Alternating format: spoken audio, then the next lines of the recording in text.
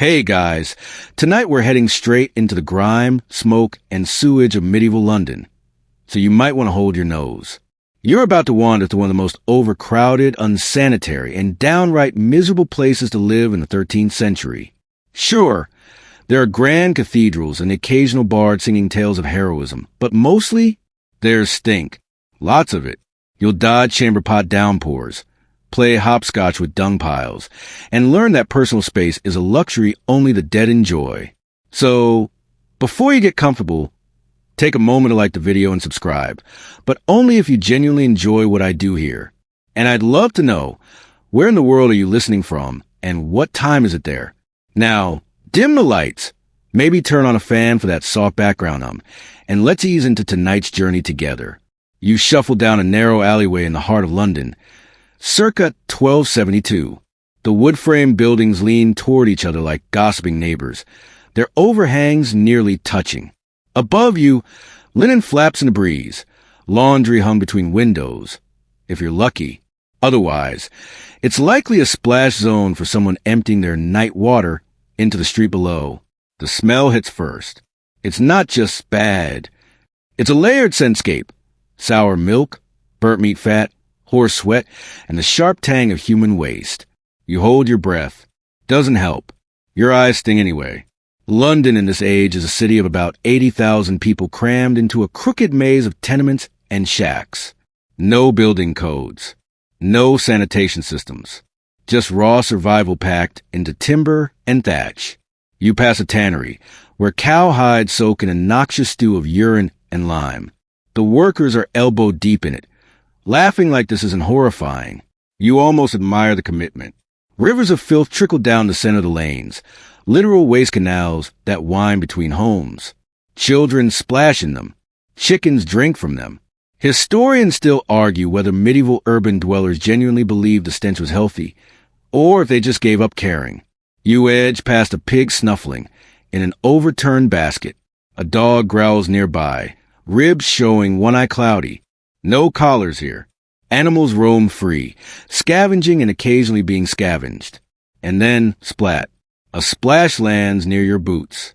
You look up just in time to see a woman pulling her head back in through a window. She doesn't apologize. You're just lucky it missed. Gardes low. They're supposed to shout, watch the water, but often they don't bother.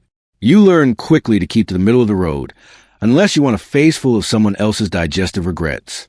There's commerce, of course. You pass a market where fish are sold on wooden tables, crawling with flies. A toothless man waves an eel at you like it's a prize. Bread is for sale, if you can afford it. The baker's boy eyes you with suspicion. Theft is common, and punishment is public. Speaking of which, you pass a set of stocks in the square. A boy not much older than 13 has his head and hands locked in place. His cheeks are wet with tears, but the crowd doesn't care. They jeer. One woman pelts him with a turnip. Apparently, he stole a pastry, or looked like he might. A fun fringe fact. London had public latrines over the Thames called gong towers.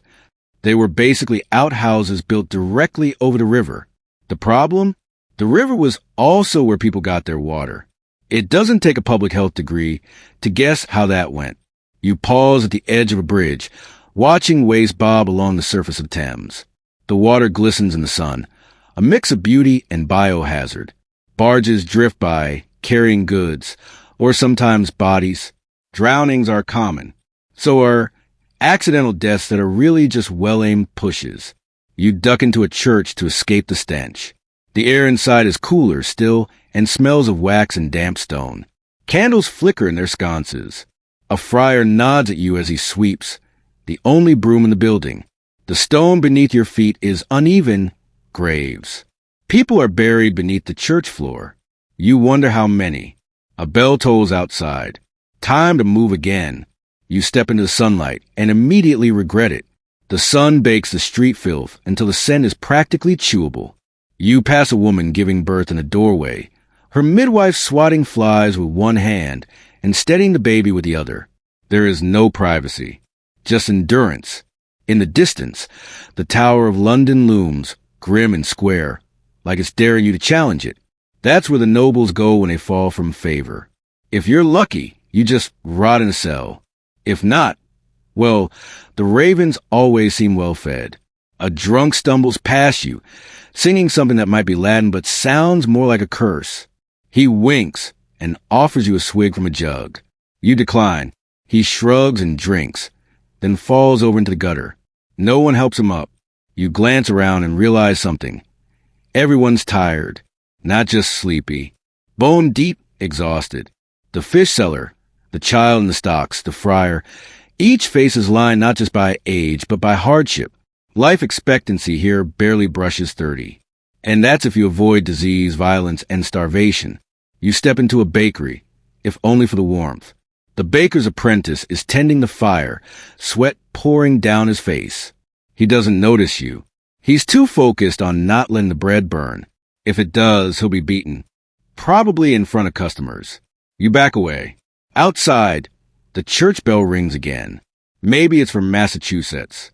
Maybe someone just died. In this city, those two things often overlap. London is a city of opposites.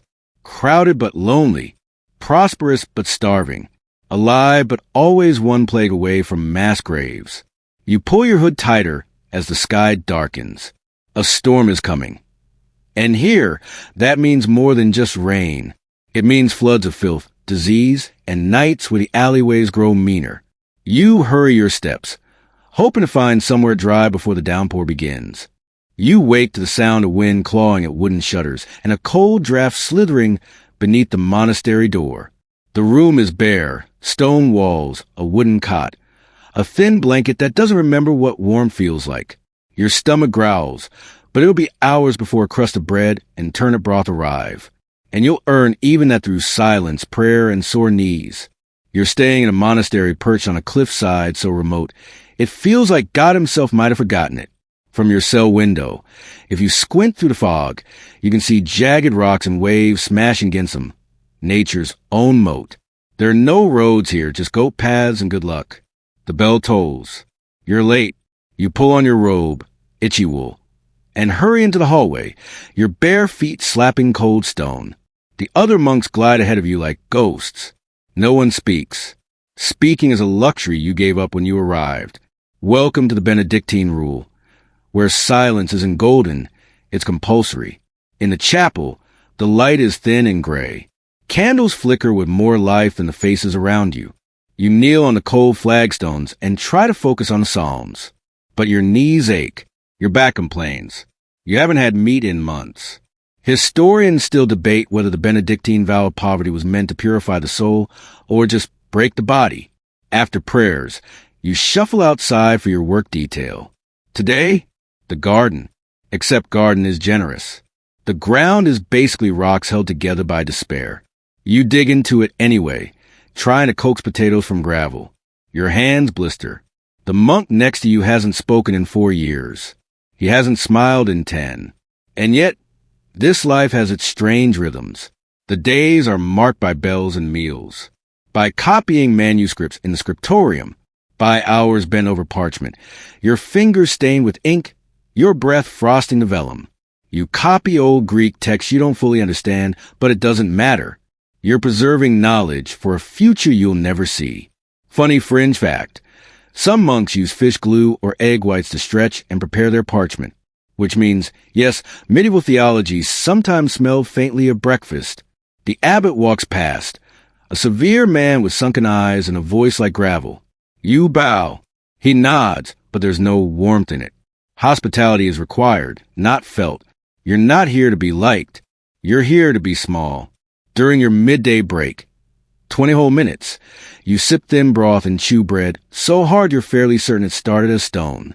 Conversation is technically allowed now, but no one bothers. What would you say? That it's cold? That you're tired?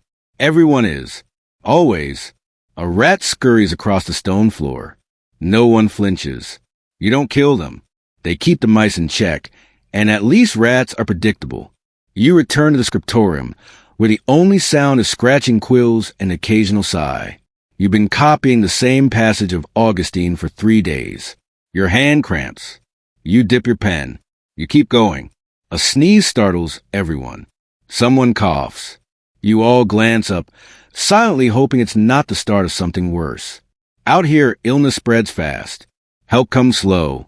Historians still argue whether most monks truly embraced this life or simply had nowhere else to go. Some were orphaned. Others were donated by their families. You chose this. Or at least you think you did. It's hard to remember now, after so many gray days and nights. In the evening, you gather for vespers. The chant echoes through the chapel like wind through bare trees. You hum along, your voice blending with the others into a kind of haunting beauty. For a moment, it feels like you're somewhere holier. Then your stomach growls again. Afterward, you file into the refectory. Dinner, more bread, more broth, maybe a turnip if you're lucky. A monk reads aloud from scripture as you eat. You're not supposed to enjoy the food, just endure it.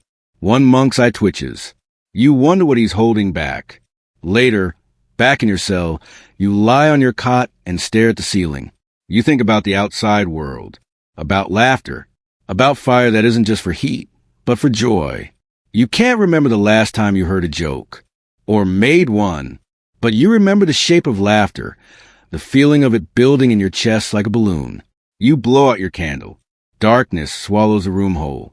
Somewhere, waves crash against rock. A wind whistles through the cracks. You pull your blanket tighter, not for warmth, for memory, because in this place, everything is gray. The walls, the robes, the sky, even the souls seem to flicker in black and white. Still, tomorrow the bell will ring. You'll rise, you'll kneel, you'll dig, you'll copy, and slowly, day by day, you'll fade into this place like ink into parchment. You wake with a jolt, not from a bell or a chant, or even the wind, but from silence. Thick, unnatural silence. The kind that tells you something's wrong. You sit up on your straw mat and listen. No birds. No barking dogs. Not even the creak of wagons or the distant clang of a blacksmith's hammer. Just wind, soft and steady, as it slips through the cracks in your wooden shutter. This is the borderlands, where one kingdom ends and another begins, and no one agrees on which is which. You move here for cheap land and the dream of freedom. But now you understand. Freedom here is code for you're on your own. Outside, your tiny plot of land looks peaceful until you notice the smoke. Not from your chimney. From the hills beyond. Dark plumes curling upward like a signal from something ancient and angry. You know the signs. A raid. Again. You grab your bough, splintered and unstrung from last night's repairs, and step outside. The cold bites. It's spring, supposedly, but winter clings like an unwelcome guest. You check your goat. Still alive. You thank whatever miner saint handles livestock and creep toward the treeline for a better view. This is life in the medieval frontier. Constant vigilance, endless rebuilding. Your village has burned twice this year.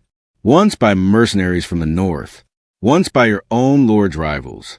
Historians still argue whether these borderlands were ignored out of strategic necessity or just convenient neglect. You pass the old watchtower, more ruined than refuge. The stone walls are pocked with arrows. A child's toy sword leans against it, abandoned in haste. You don't pick it up. You don't want to know who left it. A fringe fact of the day. Some frontier towns employed criers whose sole job was to scream warnings. Actual human sirens. Imagine job interviews for that. Back in the village square, people move like shadows, eyes low, voices hushed. A woman clutches a bundle of turnips like gold. A boy sharpens a stick into a spear. No one says it aloud, but everyone's thinking the same thing. Who's coming this time? The village elder, a man whose face is basically one long wrinkle, approaches. He doesn't smile. No one smiles here. He just nods at the smoke. Same banners last time? You ask. He shrugs. Colors blur in firelight.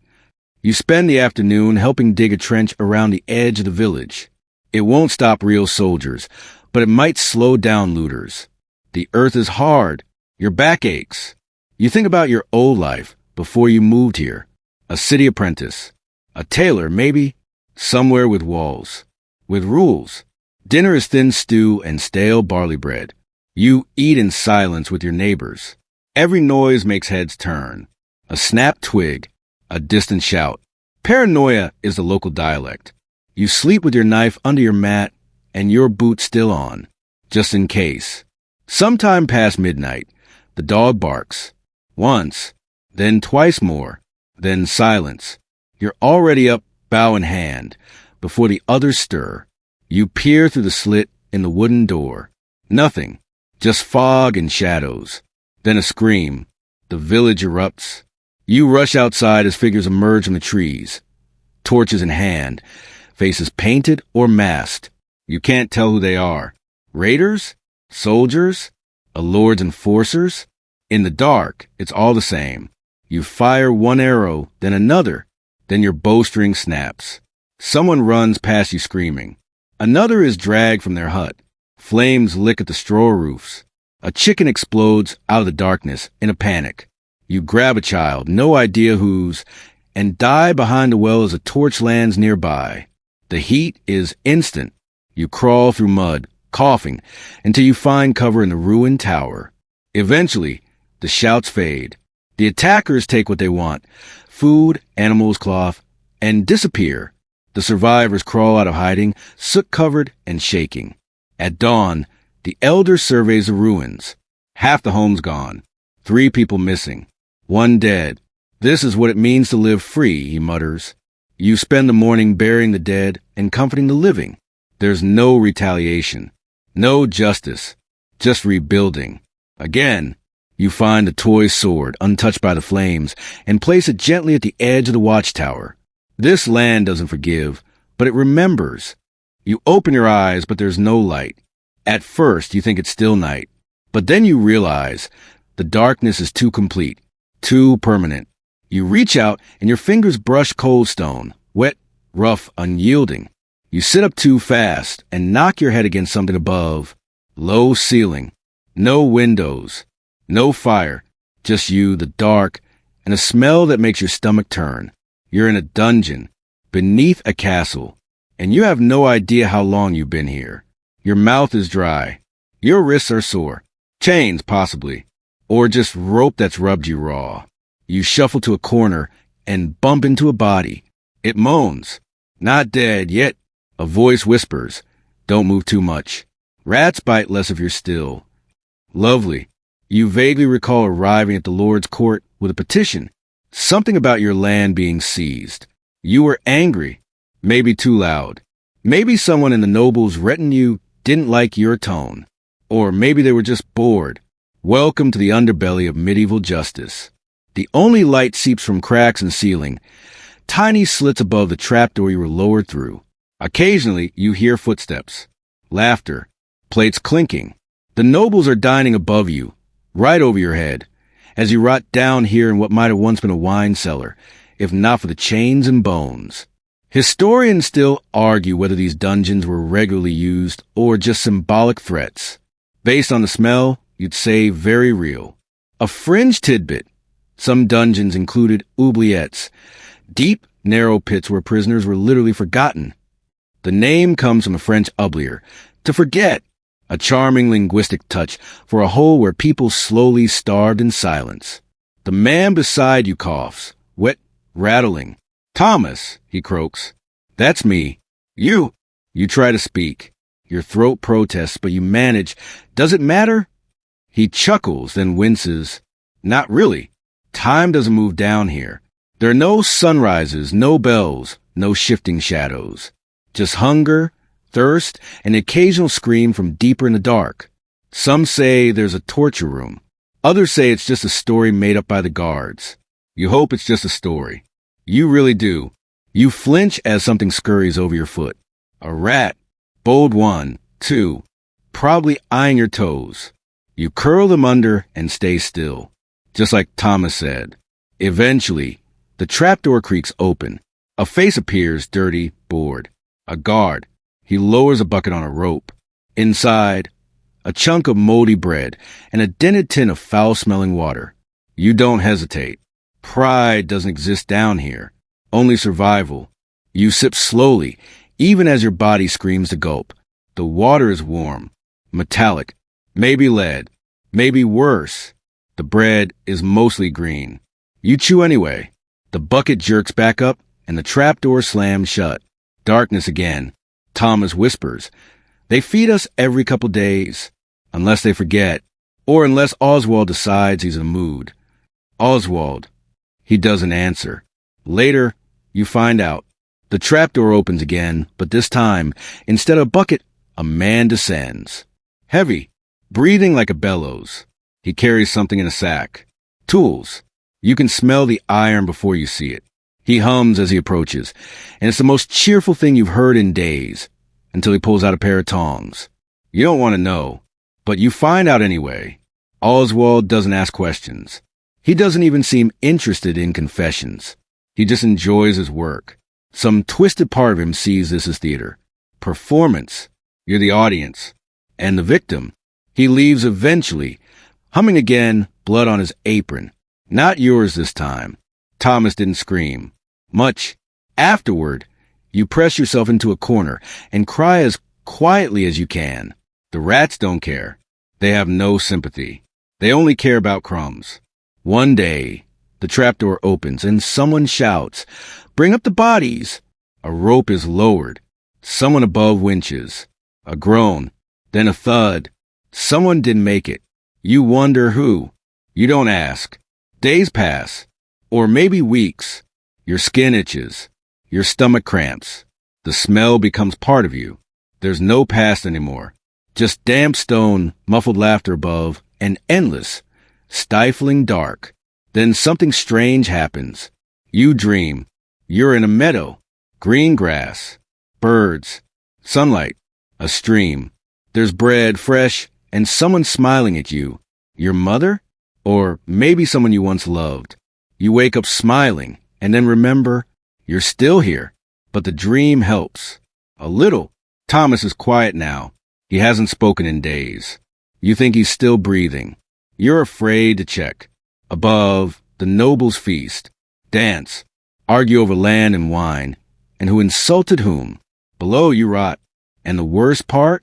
You start to understand how easy it is to forget someone like you.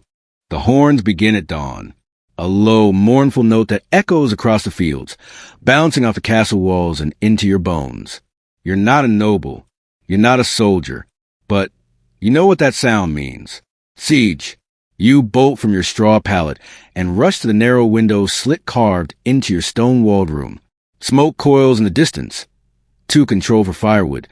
Too early for fog. On the hilltop, a banner flutters. Not yours. This is the 5th time in 3 years. Outside, the castle courtyard erupts into frantic motion. Guards shout orders. Farmers flee inside the walls with carts stacked high with onions, salted pork, barrels of rainwater. The drawbridge creaks as it's pulled up, sealing you in, sealing everyone in. You're about to learn what hunger really means. Siege warfare, historians note, was rarely fast. Forget the cinematic storming of gates. Most attackers simply sat and waited. Weeks, months, sometimes years. The plan was to choke you out, not charge in. You join the others in the storerooms, stacking what little food you have. Barley, dried peas, the good stuff, cheese, meat, wine, is locked away in the Lord's private cellar. No one says it, but everyone knows. The nobles eat first, and best. You eat last. Maybe not at all. You've seen it before. The rationing starts within days. Bread goes thin, then moldy, then disappears. You once chewed on shoe leather softened in broth. You still have the taste in your dreams. There's no sewer system, so you haul away stuff from the privy to dump over the wall. It lands with some satisfaction near the enemy tents. A petty victory. But petty victories are all you have now. You notice a boy, maybe 10, guarding a sack of carrots like it's treasure. It is. You gnawed at him. He glares back, knife in hand. In a siege, children grow up fast. Fringe tidbit. Some besieged cities faked abundance to confuse enemies, hurling loaves of bread over the wall to suggest they had plenty. Historians still argue whether this was genius or just provocation. By week 2, the outer wells run dry. You drink rainwater or melted snow, depending on the season. If neither comes, people get creative. You'd rather not describe how.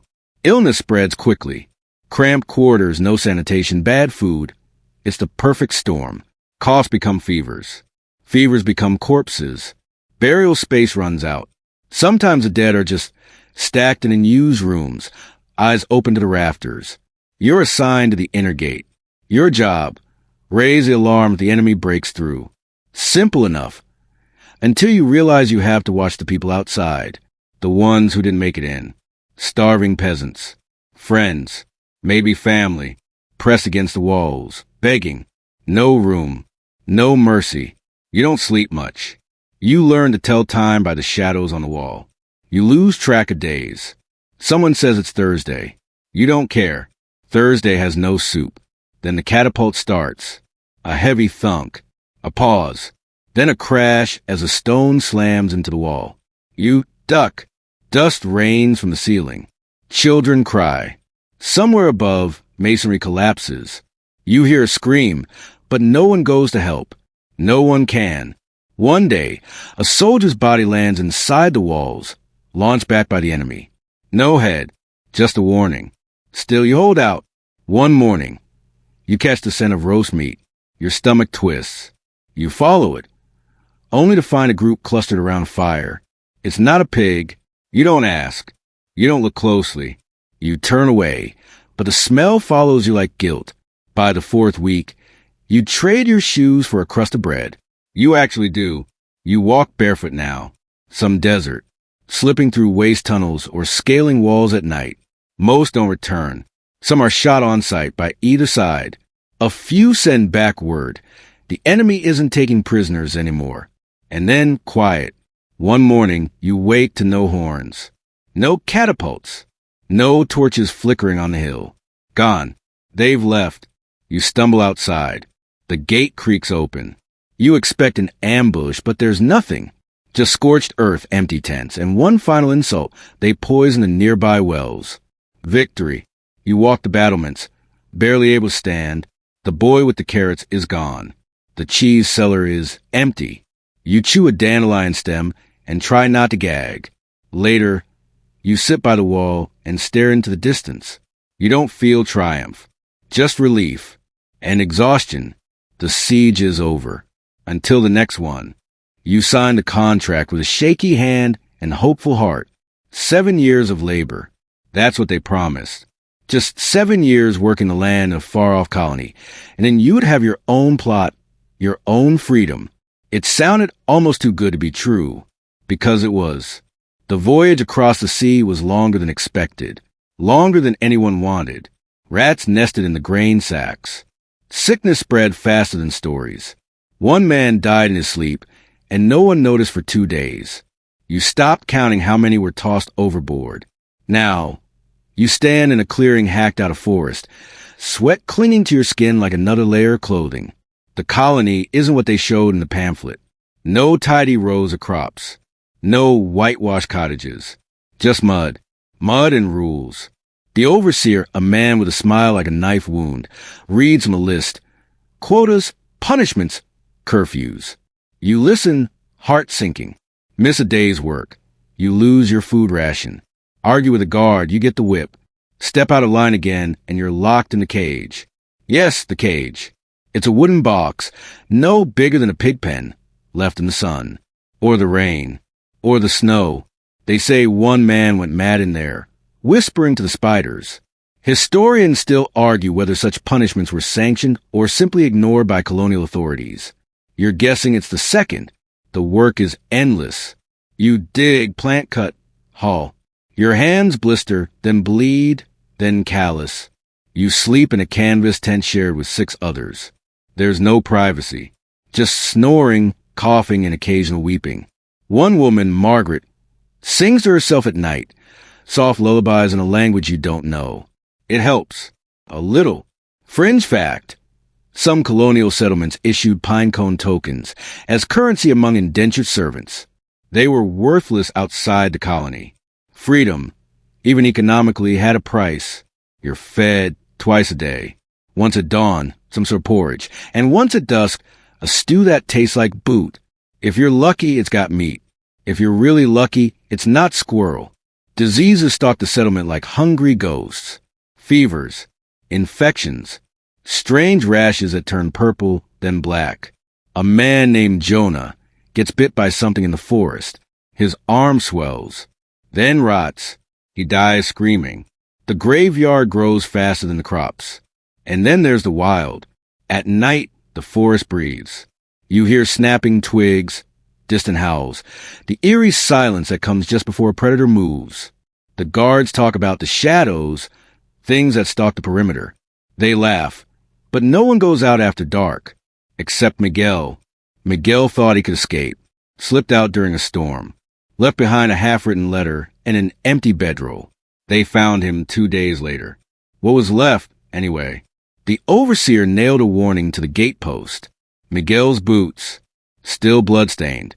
Some start drinking, moonshine brewed from rotting fruit.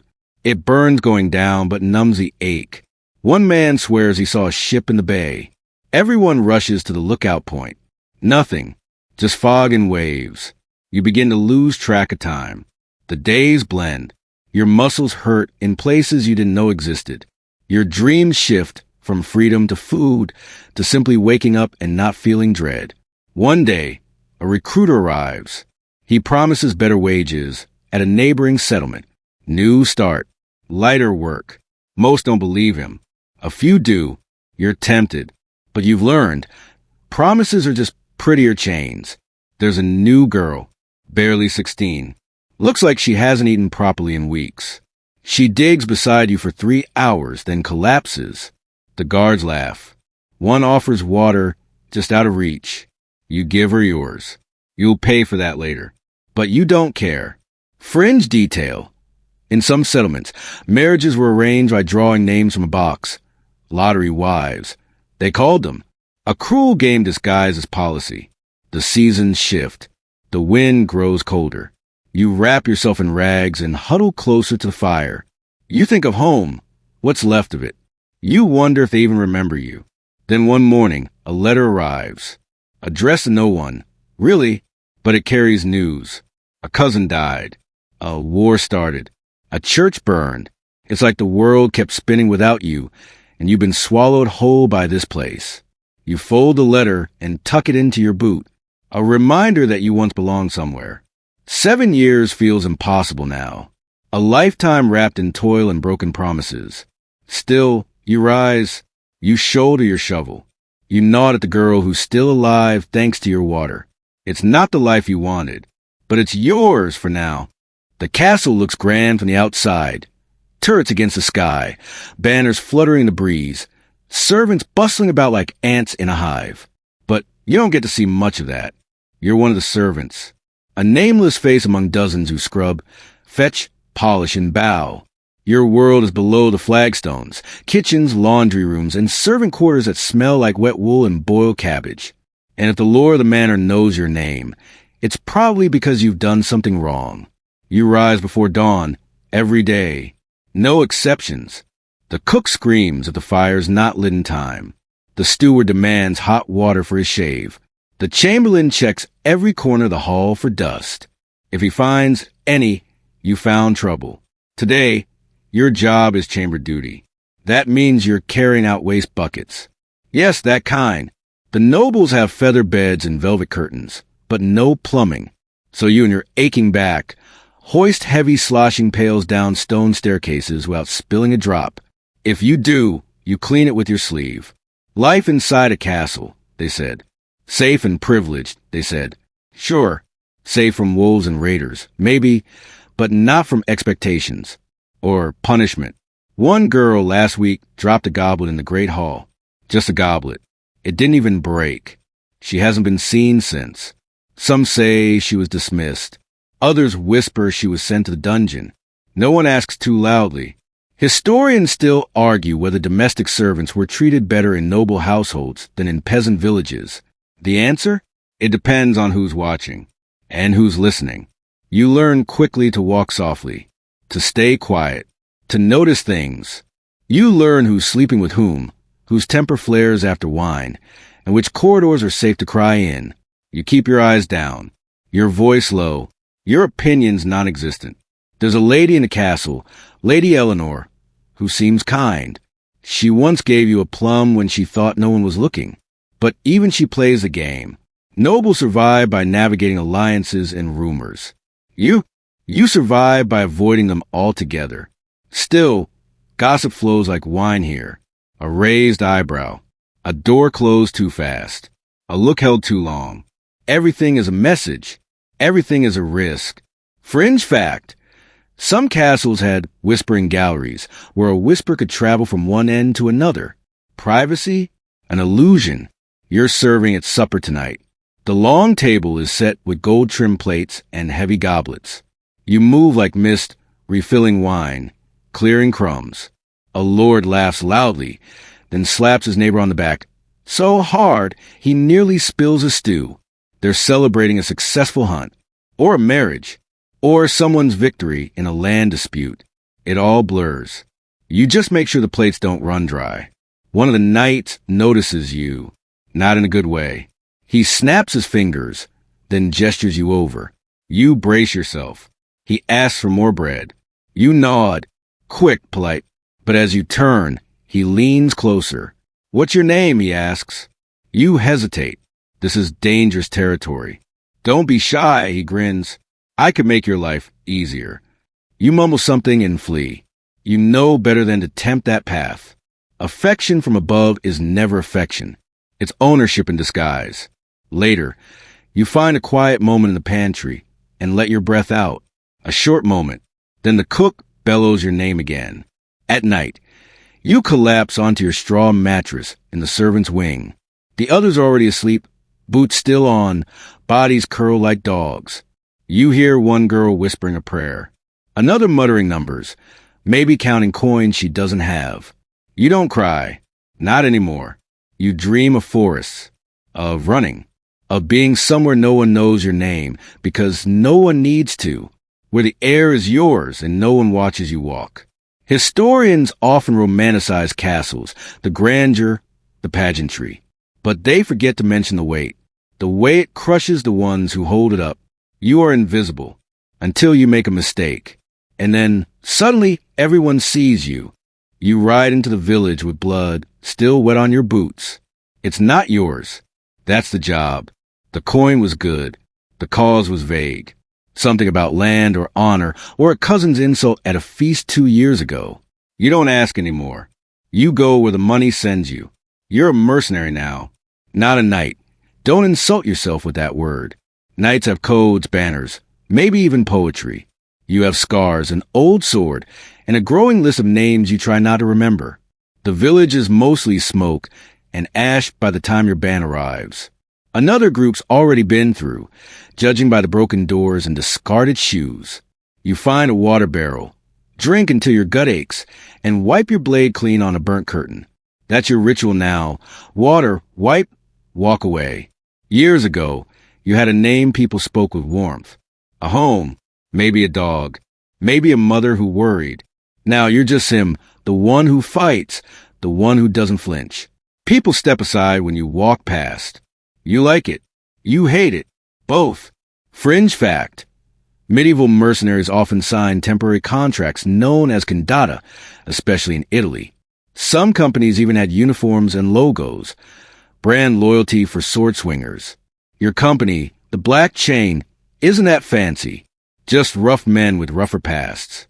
You sleep in haylofts, barns, sometimes under carts. You eat what you can steal, what you're paid with, or what you find on the dead. There's a boy in your unit, 16 maybe. He still thinks glory means something. He polishes his blade and talks about duels.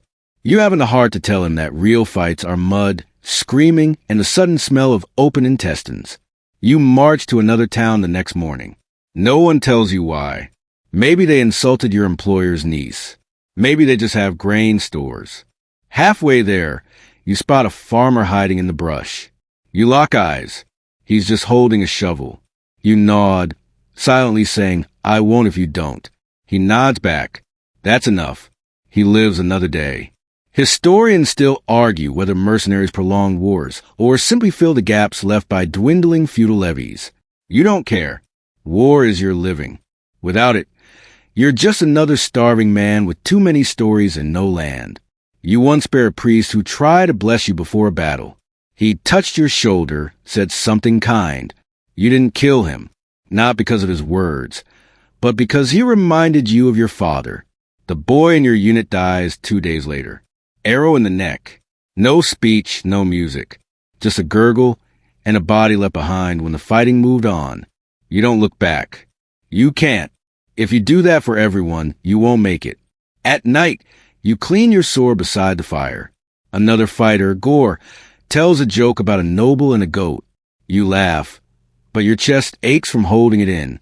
You think of the boy, then shove the thought away like a stone in your boot. The company gets paid in silver.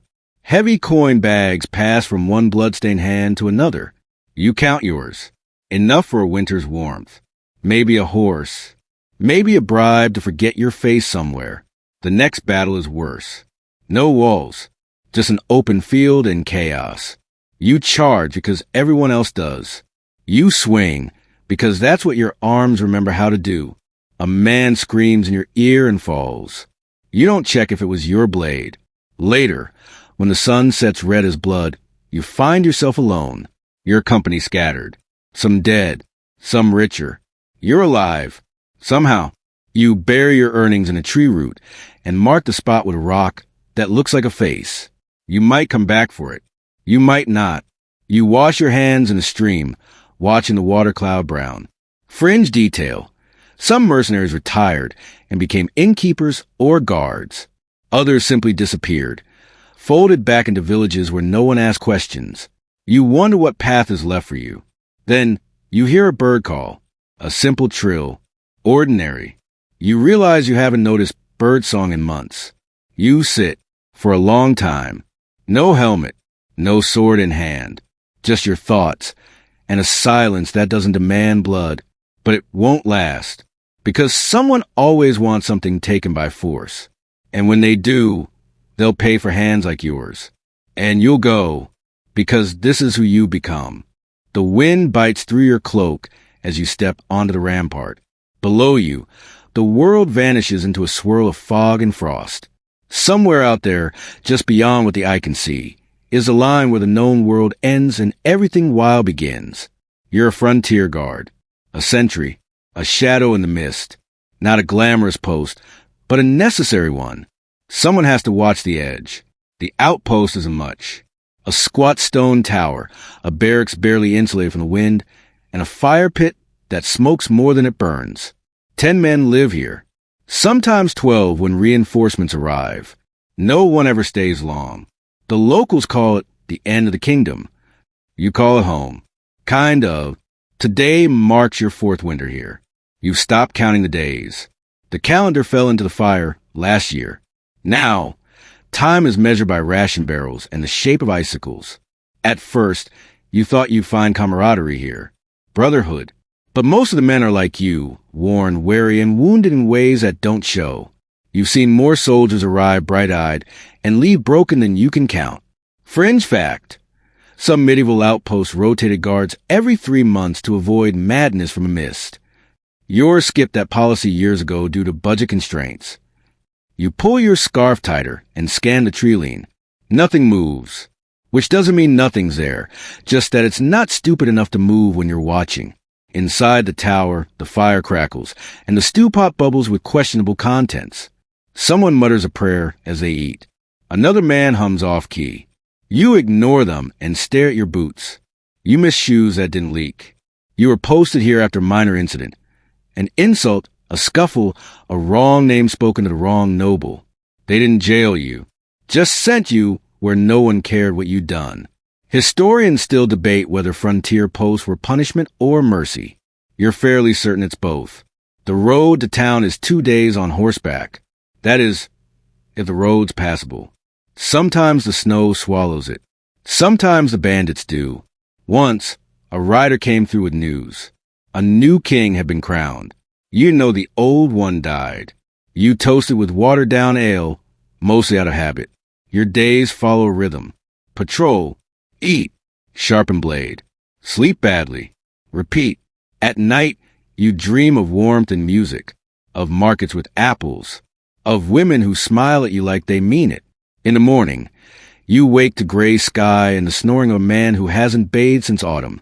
You write letters sometimes, to no one in particular, just words scratched onto bark or scrap parchment. You bury them near the wall. Messages for someone, someday, or maybe for no one. Fringe tidbit.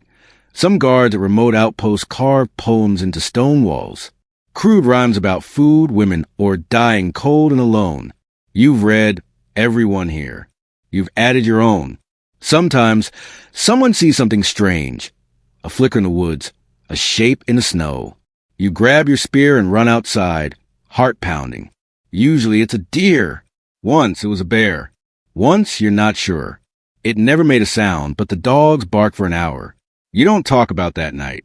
The other men drink to pass the time. Or argue. Or both. One man believes the world is ending. Another insists he saw elves once. You listen. You don't judge. Who knows what the cold does to the mind? Your one true friend is the dog. A mutt with one ear and half a tail. She doesn't bark often, but she sleeps beside your bedroll and growls at anything you can't see. Her name is Smoke. She came with the post. You don't know what she was before. You don't ask. One night, a flare goes up in the east. A single spark, then nothing. The men gather on the wall, squinting into the dark. No one speaks. Then, slowly, one by one, they drift away.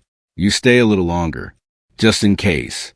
You think of the people beyond the mist, the families, the farms, the children who sleep while you stand watch. You're not a hero. You're not noble. But you're there, and that counts for something. Even if no one writes songs about you. Even if you vanish someday, and only the dog remembers your name. It begins with a cough. Not a dramatic one. Just a soft, dry rasp from somewhere in the alley below. You barely notice. Everyone coughs this time of year. But then you hear it again. And again. And again. By week's end, half the street is coughing. By the next, the church bell tolls nonstop. The Black Death has arrived. You're not sure how. No one is. Some say it came on a ship, rats carrying fleas, fleas carrying death. Others claim it's punishment from God, or a curse, or maybe just bad air. Historians still argue about the exact mechanism, though we now know it was Yersinia pestis, a bacteria with no respect for royalty or rank. You don't know any of that. You just know people are dying. At first, it's the old man next door, then the butcher's apprentice, then a whole family 2 houses down. They say once the swellings come, those hot, black lumps in the neck, armpit, or groin, it's already too late. You try to keep working. Try to pretend this is just another bad season. But the markets are empty. The streets silent. Bread costs more than a horse, if you can find either. Fringe fact. During outbreaks, some people shaved chickens and strapped them to their sores, believing it would draw out the illness. Spoiler, it didn't work. Neither did onions, toads, or crushed emeralds. The city reeks of vinegar and despair. Bonfires burn to crossroads, smoke spiraling upward in a desperate bid to purify the air. The dead are buried quickly, sometimes not at all. You pass a cart heaped with bodies. A child's arm slips off the side. No one stops. A man in a beaked mask walks past. You stare. He doesn't acknowledge you. Just moves on, robes billowing like a ghost. Plague doctor. They say those herbs in the mask help block the poison. You wonder what he smells through it. Probably less than you. The church bells keep tolling. You try to pray. You really do. But the priests are dying too. You lock your door. Stuff cloth into the cracks. Refuse visitors. You ration bread and water like gold. Still, the fear seeps in. You dream of black lumps. You wake gasping. Then your neighbor bangs on the wall. They're burning the tailor's shop, he calls. They say he's cursed. You don't answer. You press your back to the door and wait for the shouting to stop. By the 3rd month, silence returns. Not the peaceful kind. The heavy kind, like the air forgot how to carry sound. No birds. No carts. Just wind and footsteps Yours, echoing too loud. You sneak outside one evening.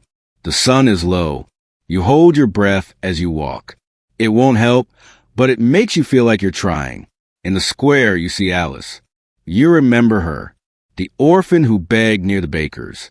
7, maybe. She's still here, thin, wrapped in rags. Her eyes are too big for her face. You leave half your bread beside her and walk away. You don't look back. Historians estimate the Black Death killed between 1/3 and 1/2 of Europe's population. Entire villages vanished. Farms reverted to forests. Laborers, once treated like tools, became valuable. Wages rose. Feudalism cracked. You don't know that. You just know the air is wrong. And it might never be right again. By month 5, the bells stop. There's no one left to ring them. But one morning, a bird sings. Just one. Just once. You freeze. Then you smile. It's not over. But something is beginning. Chains bite into your wrists. Cold, rusty, and too tight. You lie on the stone floor of a castle cell, breath shallow, vision flickering between pitch black and blurry shapes. You've been here for you don't know how long. Days? Weeks? The sun doesn't visit this place. Only the clank of keys and the occasional bucket of water slid through the bars tells you time still moves. Your name is Elaine. Or it was. Back before the soldiers came. Back when you had a name, a home, a patch of earth to dig and dream in. You lived just outside the castle walls, in a village so small it didn't have a name either. You kept to yourself, tilled the field, mended clothes, kept your mouth shut. When the war between the lords broke out, you weren't interested. You weren't involved. But war doesn't care who's interested. Your village became a battlefield overnight. One moment you were chasing a chicken. The next, you were dodging flaming arrows. They dragged you here because you were found near the enemy lines, because you might have information, because someone needed to be punished. Historians still argue how many civilians were unjustly imprisoned during noble disputes. Many records were lost, burned in the same fires that claimed the truth. You scream, or try to. The sound that comes out is more croak than cry. Your throat's too dry, your voice too small. Still, you bang your shackles against a stone wall. Loud, repeated, a rhythm of desperation. No one comes. Fringe fact, some castle dungeons were designed as oubliettes, accessed only from a trapdoor above, with no door at all. Once lowered in, you were forgotten. Literally. Yours as a door, but no hope. You picture the outside world, the way the wind moved through the barley, the way your mother hummed when she cooked. You try to hold on to those memories like a rope keeping you tethered, but even memory fades in the dark. Then, one day, 1 hour, 1 heartbeat. It happens. A boom, distant. Then another. Shouts. The clash of steel. You crawl to the wall and press your ear against it. The castle is under siege. You don't know who it is. Rescuers, rebels, invaders. You don't care. You just care that someone has shaken the walls of this place. The guards stop coming. No food, no water, no insults. Just silence. Then, boom. Closer now. Dust rains from the ceiling. You flinch. You scream again. Louder. Over and over. Your voice cracks. You don't stop. You slam the chains. You kick the door. You shout your name. Elaine. Let the walls hear it. Let the dead hear it. Let the flames outside hear it. Maybe, just maybe, someone alive will. The door doesn't open, but the ceiling cracks. A beam above you shifts, then falls. You drag yourself out of the way just in time. Coughing, gasping, blinking through the dust. A hole, a shaft of light. Your first sunlight in weeks. You cry, just a little. Then you move. You claw at the edge. Splinters bite your fingers. Your muscles scream. But you climb, 1 inch at a time, 1 hope at a time. You emerge into a corridor half destroyed. Smoke coils along the ceiling. You hear battle outside. A body lies face down nearby. A guard. His keys are on his belt. You take them. You take his dagger too. You run, through broken archways, through shattered doors. past tapestries torn by flame and blade. You run with your hair matted and your face smeared in ashen tears. You reach the courtyard. It's chaos. Soldiers scream. Horses rear. Fire licks the sky. No one notices you. Perfect. You climb over a crumbled section of wall and drop into the moat. It's mostly mud now. You crawl. You breathe. You keep going. You don't stop, even when your lungs burn, even when your legs give out, even when your name feels like a lie. You keep going, because outside these walls, you're not just a prisoner. You're a survivor, and you are not forgotten. You dig through the heap of refuse with one hand and clutch your rusty knife with the other. The sun's just rising, and already your fingers are numb from cold and grime. The midden heap smells like rotting onions, sour ale, and something worse you can't identify, but it's your best chance at breakfast. Your name is Alice. You're 7 years old. You've lived on these streets since your parents died. The pox took them both within a week. There was no money for a burial. Only a shallow ditch out past the walls, marked with stone and a scrap of cloth you stitched yourself. Now, you live in a nook behind the tanner's shop. It's dry, mostly, and you can wedge a broken cart across the entrance at night to keep out the worst of the rats and worse than rats. Life in the medieval city isn't just hard, it's stacked against you. Everything costs. Everything hurts. Everyone's bigger than you. But you've learned the rules. Keep your eyes down. Keep your knife sharp. Never trust anyone who offers you a smile without food behind it. You find a scrap of bread today, crust only, but it's not green, so that's something. You break it in half and pocket the smaller piece. Always save for later. You never know. Historians still debate how many street orphans survived in medieval towns, but the answer was never enough. Disease, starvation, and violence were constants. You're an anomaly simply for waking up again this morning. You know where the baker tosses his burnt loaves. You know which alley the fishmonger's apprentice uses when he's in a hurry and careless with his scraps. You know which church leaves out cold broth on Wednesdays. Today's not a Wednesday. You wander past a row of houses, eyes scanning the gutters. You hear a woman sobbing inside one and keep walking. Not your business.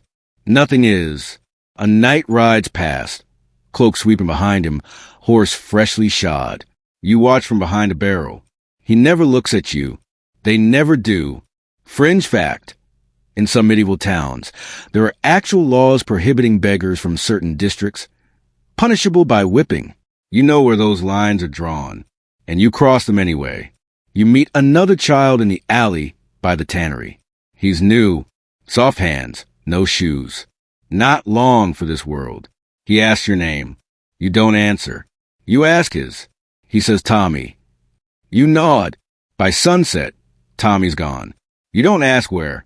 That night, you huddle under your blanket, a threadbare cloak you found snagged on a fence last winter. You curl around your knife, blade dull, but still sharp enough for warning. A cat growls nearby.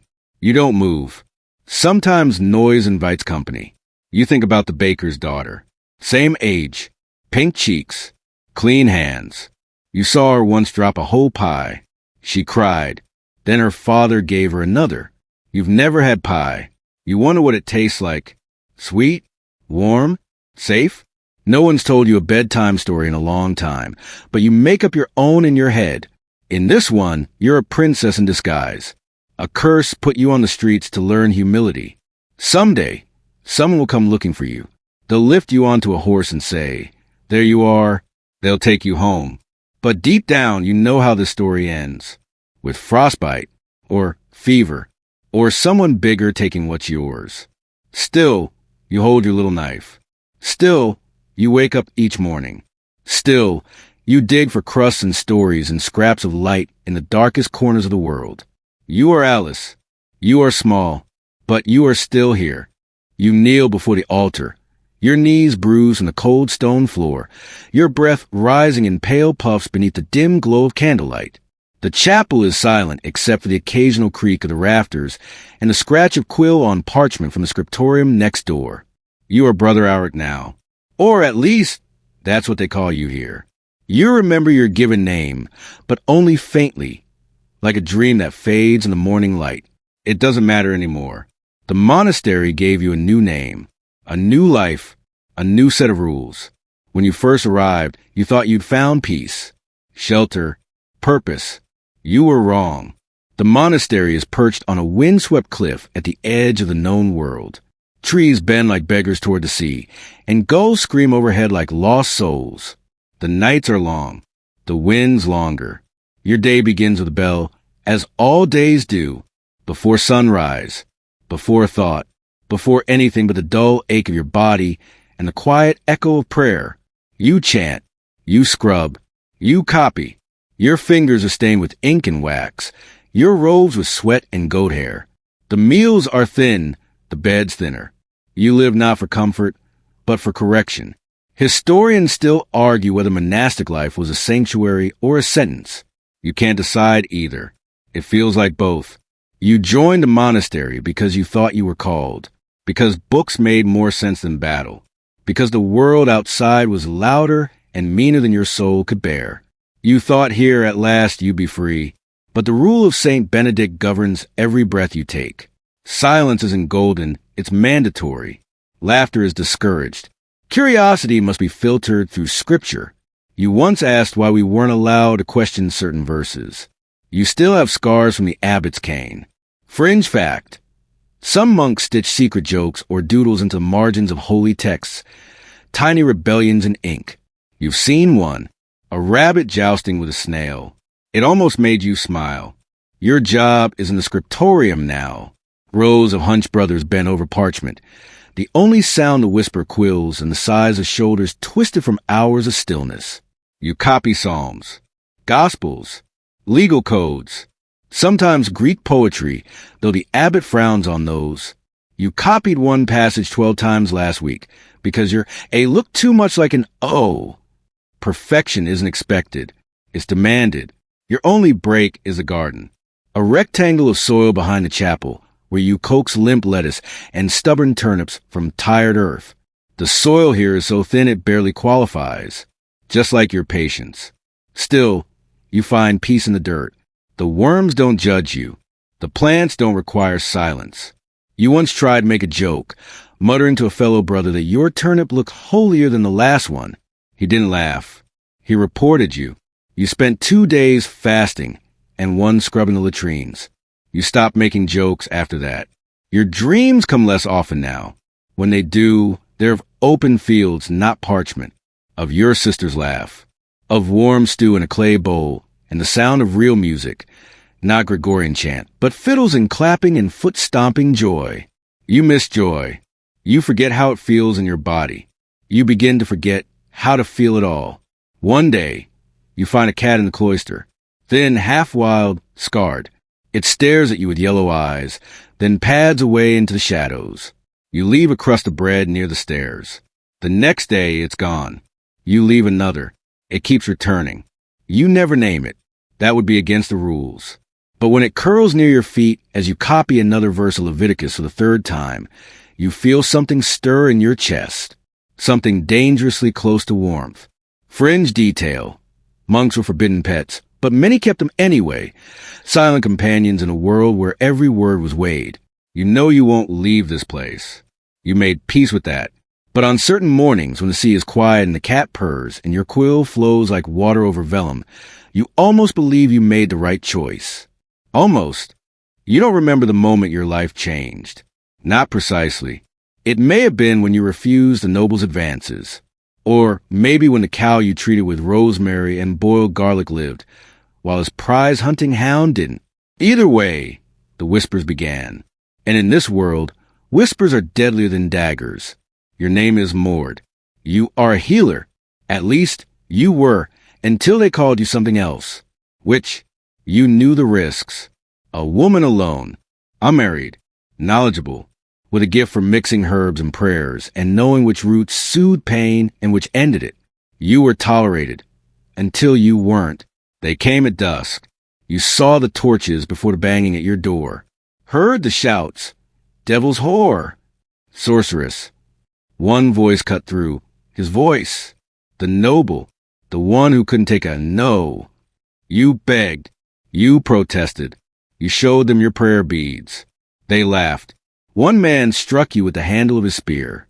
The others dragged you from your home, into the dungeon, into the dark. Historians still debate how many women were executed for witchcraft in the medieval period. Some argue the true hysteria came later, in the early modern era. But for people like you, it doesn't matter, because it's already begun. They strip you of your belongings, your dignity, your name. You're now the accused. They don't need evidence, just fear, and they have plenty of that. Fringe fact: in some regions, women were tested for witchcraft by being bound and thrown into water. If you floated, you were guilty. If you sank, you were innocent and dead. You're lucky if that word applies. No pond, just this cell, just this slow, cruel unraveling. At first, the guards taunt you.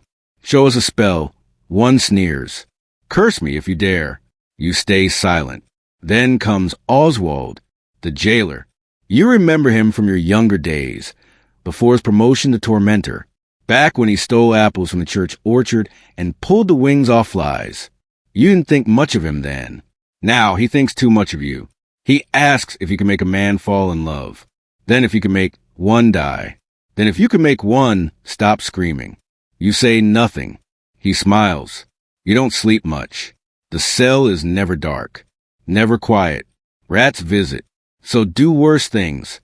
You keep your sanity by remembering the plants. Thyme for courage, chamomile for sleep, feverfew for pain. You recite them in your mind like prayers. But there are no plants here, just stone and fear, and a bucket that used to be clean. Sometimes you hear others moaning, whispering, praying. Sometimes you hear nothing at all, and that's worse. One day, a priest visits. He asks if you'll confess. You ask what he wants you to confess to. Witchcraft, he says. I'm a healer, you reply. He sighs, then tells you the firewood is already stacked. You ask to see your mother. He says she's been told not to come. Your trial is scheduled for 3 days hence, which really means your execution is in 4. Fringe detail.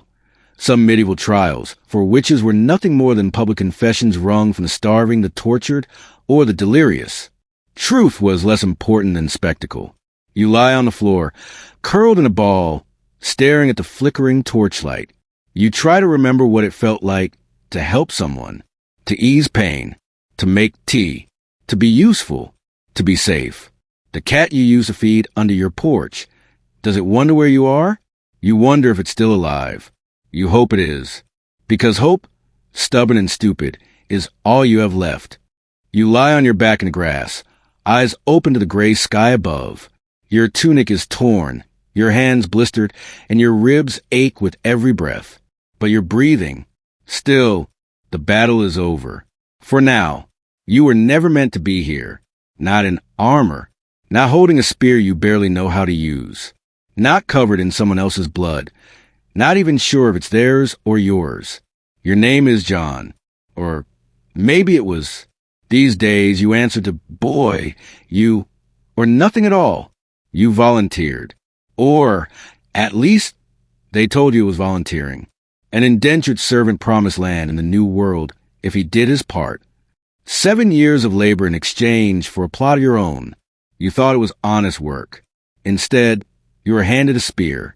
They said the colony needed defenders. They said danger was coming. They didn't say the danger was from every direction. Disease, starvation, the wrath of nature, and the whims of your own commanders. You remember your first week in the colony. A wooden cage in the sun because someone failed to meet their lumber quota. That someone wasn't you, but you were nearby and silence looked like guilt. You learned fast. Fringe fact. Some colonial settlements employed military law, meaning minor infractions, like speaking out of turn, were punishable by flogging or confinement. You've seen both. You've suffered both. The wind rustles the trees. You hear birds. A relief. The battle didn't scare them all away. You sit up. Around you, the field is littered with broken spears, burnt grass, and motionless bodies. The commander said this was a minor skirmish. You wonder what a major one looks like. You stagger back toward camp. The tents are still standing. That's something. You find a barrel of water and dunk your face. The cold stings. You don't care. For a moment, you feel clean. In the mess tent, a boy no older than 15 stirs a pot of stew. He doesn't look up. He doesn't ask who you are. He just hands you a bowl. You take it. You sit on a stump and eat in silence. Historians still debate whether colonial militias were formed for defense or control. Here they do both. The colony is quiet now. For the moment, you know better than to relax. Trouble is like the tides. Inevitable. You visit the sick tent. Margaret's there, still alive. Somehow, her fever broke. You sit by her and squeeze her hand.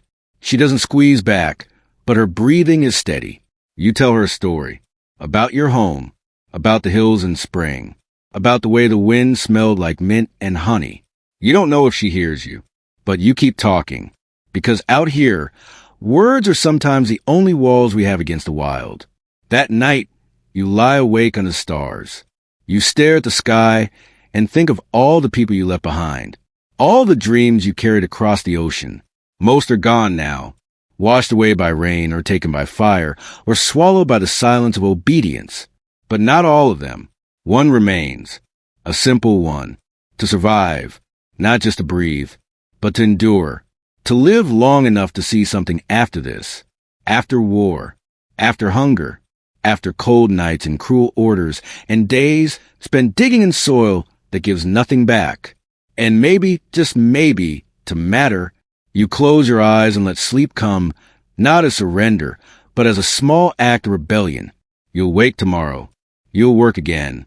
You'll fight again if you must. But for now, you rest. Because even in the worst places, under the worst conditions, people like you keep going. Not because of hope, but because stopping is an option. The fire crackles gently now, just a soft glow in the distance. The fog of memory fades and the footsteps of the past grow quieter, retreating into the hush of the night. The names, the places, the forgotten faces, they linger for a while, like candles smoke in a chapel. And then they settle. You lie in your bed now, your breathing steady, your muscles softening into stillness. The people you met tonight, Elaine, Maud, Alric, Alice, they lived lives shaped by hardship, not choice.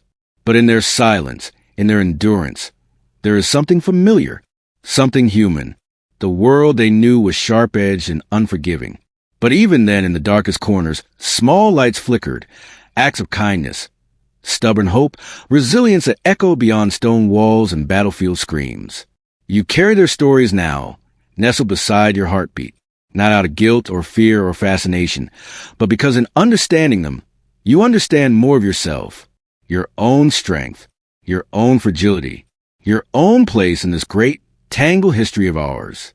So breathe in, deeply, let the heaviness lift. Let the soft rhythm of time rock you gently. Tomorrow will come, but tonight, the past watches over you. And for now, you are safe. You are warm. You are free. Sleep well.